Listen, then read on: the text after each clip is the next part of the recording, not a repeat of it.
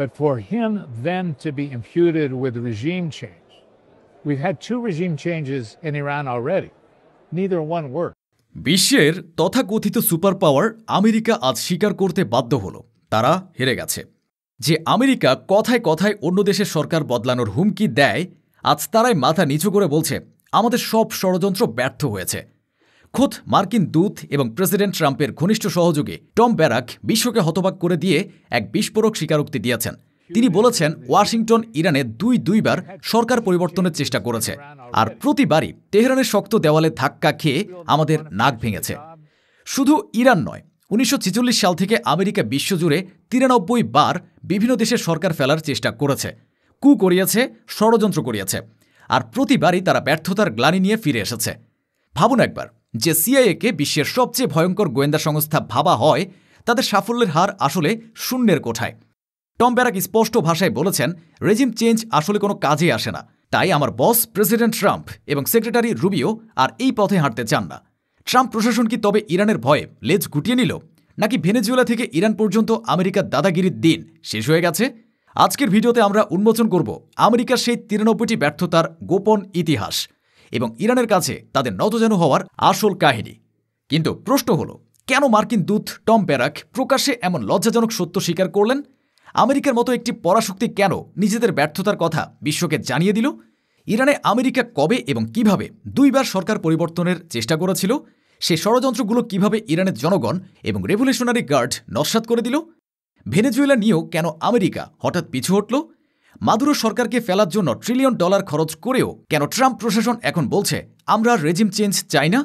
Secretary Marco Rubio, যিনি একসময় ইরানের কট্টর সমালোচক ছিলেন, তিনি কেন এখন নরম সুর করছেন? আমেরিকা কি বুঝতে পেরেছে যে ইরানের মতো শক্তির সাথে পাঙ্গা নেওয়া মানেই আত্মঘাতী হওয়া? এই সব প্রশ্নের উত্তর জানতে এবং আমেরিকার এই ঐতিহাসিক পরাজয়ের পেছনের গল্প জানতে ভিডিওটিতে একটি লাইক দিয়ে শেষ পর্যন্ত আমাদের সাথেই থাকুন। চলুন আসল রহস্য উন্মোচন করা যাক। টম ব্যারাকের এই স্বীকারোক্তি আসলে আমেরিকার পররাষ্ট্র নীতির কফিনের শেষ পেরেক। তিনি বলেছেন 1946 সাল থেকে আমেরিকা যেখানেই হাত দিয়েছে সেখানেই তারা ব্যর্থ হয়েছে। পরিসংখ্যান বলছে আমেরিকা লাতিন আমেরিকা, মধ্যপ্রাচ্য এবং এশিয়ায় মোট 93 বার সরকার পরিবর্তনের চেষ্টা করেছে। তারা ভেবেছিল তাদের পছন্দের পুতুল সরকার বসালে তারা বিশ্বকে নিয়ন্ত্রণ করতে পারবে, কিন্তু ইতিহাস বলছে ভিন্ন কথা। ভিয়েতনামে তারা হেরেছে, আফগানিস্তানে তারা পালিয়ে এসেছে, কিউবায় ক্যাস্ট্রোকে তারা সরাতে পারেনি, আর এখন তারা স্বীকার করছে এই রেজিম চেঞ্জ নীতি আসলে আমেরিকার জন্য এক অভিশাপ। প্রতিটি কু বা অভ্যুত্থান আমেরিকাকে আরও বেশি ঘৃণিত করেছে এবং তাদের শত্রুদের আরও শক্তিশালী করেছে। টম ব্যারাকের মতে প্রতিটি ব্যর্থতা আমাদের শিখিয়েছে যে বাইরে থেকে চাপিয়ে দেওয়া সরকার কখনো টেকে না। কিন্তু আমেরিকা এই শিক্ষা নিতে নিতে অনেক দেরি করে ফেলেছে। ততদিনে তারা হাজার হাজার কোটি ডলার এবং নিজেদের সম্মান দুটোই হারিয়েছে। কিন্তু আমেরিকার সবচেয়ে বড় শিক্ষা হয়েছে ইরানের মাটিতে। টম ব্যারাক স্বীকার করেছেন ওয়াশিংটন ইরানে 2 বার সরকার পরিবর্তনের চেষ্টা করেছিল। প্রথমবার ছিল 1953 সালে, যখন সিআইএ অপারেশন অ্যাজাক্সের মাধ্যমে ইরানের নির্বাচিত প্রধানমন্ত্রী মোসাদ্দেককে সরিয়ে শাহকে ক্ষমতায় বসিয়েছিল। আমেরিকা ভেবেছিল তারা জিতে গেছে, কিন্তু সেই ষড়যন্ত্রই 1979 সালে ইসলামিক বিপ্লবের জন্ম দেয়, যা আমেরিকাকে চিরতরে ইরান থেকে বিতাড়িত করে। দ্বিতীয়বার আমেরিকা চেষ্টা করেছিল বিপ্লবের পর। তারা সাদ্দাম হোসেনকে দিয়ে ইরান আক্রমণ করিয়েছিল। মুজাহিদিন ই খালাক, সংক্ষেপে MEK এর মতো সন্ত্রাসী গোষ্ঠীকে সমর্থন দিয়েছিল এবং রঙিন বিপ্লবের চেষ্টা করেছিল। কিন্তু প্রতিবারই ইরানের জনগণ এবং IRGC সেই ষড়যন্ত্র রুখে দিয়েছে। ইরান প্রমাণ করেছে তাদের মাটি আমেরিকার ষড়যন্ত্রের জন্য উর্বর নয়। এখানে সিআইএর ডলার বা ব্লু প্রিন্ট কোনো কাজে আসে না। ইরানের এই প্রতিরোধী আজ আমেরিকাকে বাধ্য করছে বলতে আমরা আর ইরানের রেজিম চেঞ্জ চাই না। আমেরিকার এই ব্যর্থতার পেছনে যার নাম সবচেয়ে বড় হয়ে দেখা দেয়, তিনি হলেন ইরানের কিংবদন্তি জেনারেল কাশেম সোলাইমানি। আমেরিকা ভেবেছিল তাকে হত্যা করলে ইরানের মেরুদণ্ড ভেঙে যাবে, কিন্তু বাস্তবে ঘটেছে ঠিক উল্টোটা। সোলাইমানির শাহাদাত ইরানের প্রতিরোধী স্পৃহাকে হাজার গুণ বাড়িয়ে দিয়েছে। আমেরিকা শুধু সরাসরি কু বা অভ্যুত্থানেরই চেষ্টা করেনি, তারা গত 2 দশক ধরে ইরানের বিরুদ্ধে চালিয়েছে এক বিশাল ছায়াযুদ্ধ বা শ্যাডো ওয়ার। তারা ইরানের ভেতরে বিশৃঙ্খলা সৃষ্টির জন্য MEK এবং বিচ্ছিন্নতাবাদী গোষ্ঠীগুলোকে কোটি কোটি ডলার দিয়েছে। তারা ইরানের পরমাণু বিজ্ঞানীদের হত্যা করেছে, স্টাক্সনেটের মতো ভাইরাস দিয়ে ইরানের সাইবার সিস্টেমে হামলা চালিয়েছে, কিন্তু ফলাফল শূন্য। ইরানের রেভলিউশনারি গার্ড বা IRGC আমেরিকার প্রতিটি চাল ধরে ফেলেছে এবং পাল্টা জবাব দিয়েছে। আজ ইরানের নিজস্ব সাইবার আর্মি পেন্টাগনের গোপন নথিপত্র হ্যাক করার ক্ষমতা রাখে। আমেরিকার তৈরি করা প্রক্সি গোষ্ঠীগুলোই সিরিয়া, ইরাক এবং লেবাননে ইরানের মিত্রদের কাছে শোচনীয়ভাবে পরাজিত হয়েছে। টম ব্যারাকের বসরা বুঝতে পেরেছেন ইরানের রেজিম চেঞ্জ করতে গেলে শুধু তেহরানের সাথে লড়তে হবে না, লড়তে হবে পুরো অ্যাক্সিস অফ রেজিস্ট্যান্স বা প্রতিরোধ অক্ষের সাথে। লেবাননের হিজবুল্লাহ, ইয়েমেনের হুতি এবং ইরাকের মিলিশিয়ারা আজ ইরানের ঢাল হয়ে দাঁড়িয়েছে। আমেরিকা যদি ইরানে হাত দেয় তবে মধ্যপ্রাচ্য আমেরিকার জন্য এক জ্বলন্ত অগ্নিকুণ্ডে পরিণত হবে। এই ভয়ে ট্রাম্প প্রশাসনকে বাধ্য করেছে তাদের পুরনো রেজিম চেঞ্জের ফাইল ডাস্টবিনে ফেলে দিতে। ইরানের এই অটল প্রতিরোধ শুধু মধ্যপ্রাচ্যেই সীমাবদ্ধ থাকেনি, তা আটলান্টিক মহাসাগর পাড়ি দিয়ে পৌঁছে গেছে দক্ষিণ আমেরিকায়। ইরান প্রমাণ করেছে আমেরিকার নাকের ডগায় বসেও তাদের চ্যালেঞ্জ করা যায়। তেহরান যখন আমেরিকার নিষেধাজ্ঞা উপেক্ষা করে ভেনেজুয়েলায় তেলের ট্যাঙ্কার পাঠায় তখন হোয়াইট হাউসের করার কিছুই থাকে না। এই ঘটনা বিশ্বকে দেখিয়েছে সুপার পাওয়ারের চোখ রাঙানি এখন আর আগের মতো কাজ করে না।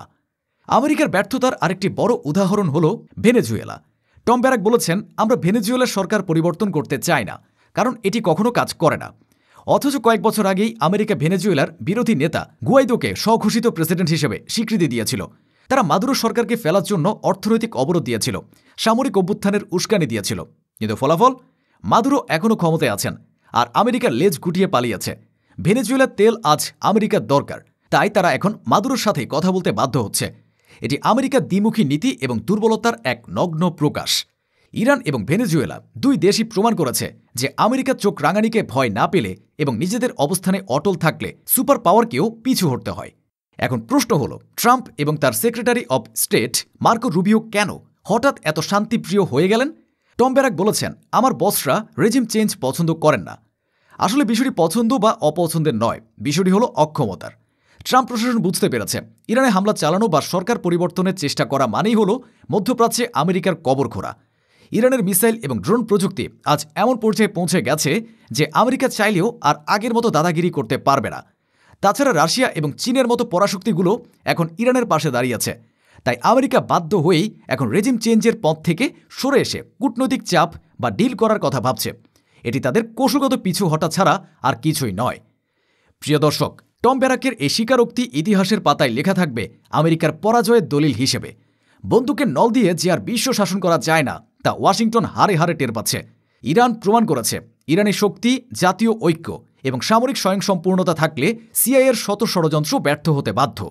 আমেরিকা আজ ইতিহাস থেকে শিক্ষা নিচ্ছে, কিন্তু সেই শিক্ষার দাম তাদের দিতে হয়েছে নিজেদের সম্মান বিসর্জন দিয়ে। আজকের এই ভিডিও প্রমাণ করে বিশ্ব ব্যবস্থা পাল্টাচ্ছে। আমেরিকার একচ্ছত্র আধিপত্যের সূর্য অস্তমিত হচ্ছে আর পূর্ব দিগন্তে উদিত হচ্ছে নতুন শক্তির সূর্য। আপনারা কি মনে করেন, আমেরিকার এই স্বীকারোক্তি কি তাদের পতনের শুরু? ইরান কি আসলেই আমেরিকাকে হারিয়ে দিয়েছে? কমেন্টে আপনাদের মূল্যবান মতামত জানান। ভিডিওটি ভালো লাগলে লাইক দিন এবং শেয়ার করে বিশ্বকে জানিয়ে দিন আমেরিকার এই ঐতিহাসিক পরাজয়ের কথা। দেখা হবে পরবর্তী ভিডিওতে। ধন্যবাদ।